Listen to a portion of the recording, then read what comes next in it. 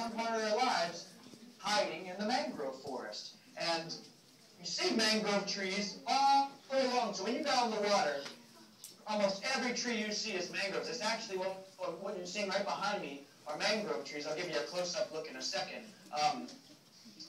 But you can go all around the world as well. All around the world, as long as it's salty and warm. Where we're at, we're what we call subtropical. So as you get close to the equator, remember, if you're at the equator on the globe, that means the sun is directly on you. So that makes it much hotter. So anything near the equator is considered tropical. Now when you get a little further away from the equator, like Florida here, we're called subtropical. But that's still warm enough for mangrove trees. The only thing the mangroves can't take is the cold. So it's when we start getting further enough north, up the United States, into up North Florida, it gets a little too cold.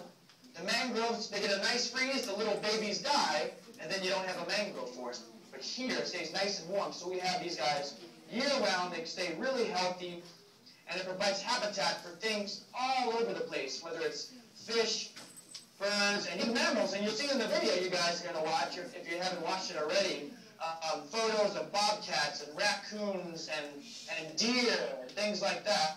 We even seen Florida panther right on Key Wading, walking right through past the mangrove tree, saw a Florida panther walk right across the trail.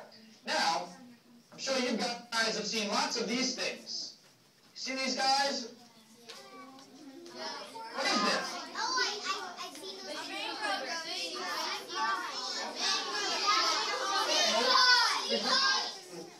Yeah, some people call them sea bananas or sea beans, but this is the seed pod. This is a really big one, actually. Still bright and green, so it's still fertile.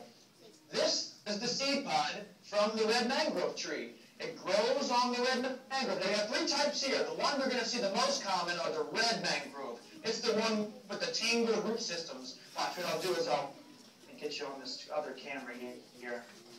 So, tangled roots that we see down here, past all these trees, that's the red mangrove tree. All these tangled root systems that we see underneath here. And you can see they're kind of reddish. That's where it gets its name from. The red has a reddish tint, the black has a blackish tint. And you see those big seed pods hanging down off the corner there. That's exactly what I'm holding. Those are actually even larger than the ones at the hand. Those are seed pods. They're called propagules, actually. They're called propagules. And what happens is they fall off the tree into the water, and they'll just float around. And that one's just about ready. When they're ready, they'll float up and down. And that allows it to snag on something. So right now, that's a baby mangrove tree. It's that simple. He's already germinated. He doesn't need anybody to pollinate him or anything. He's ready to go. What he's looking for is something that you can't hold on. So what it normally is, it is oyster bed. So you know the oysters stack up all the time. They get to the surface of the water. These little guys come bobbing along. They snag on the oysters, and guess what? Within hours, they shoot roots out and grab hold.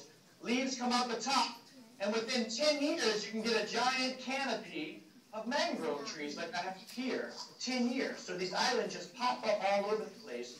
And the 10,000 islands and all of the coastal Everglades, if you look on the map of Florida, all the way wrapping around the whole tip of Florida is all mangrove forest. It's one of the largest in the world. It's pretty special, guys. There's only a few others in the world that are as large as the one that we live right in. And remember, right where you guys are now it's been developed and there's concrete and streets and a big school.